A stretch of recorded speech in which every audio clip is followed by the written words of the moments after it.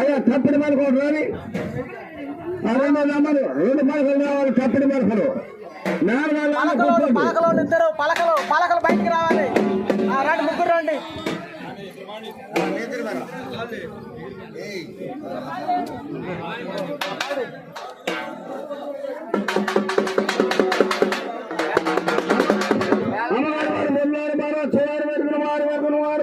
ఆచార ఊపునాయా మాతా పరమేశ్వరాలు అందరికి బొట్టు పెట్టాలి. సర్వయ్యా సర్వ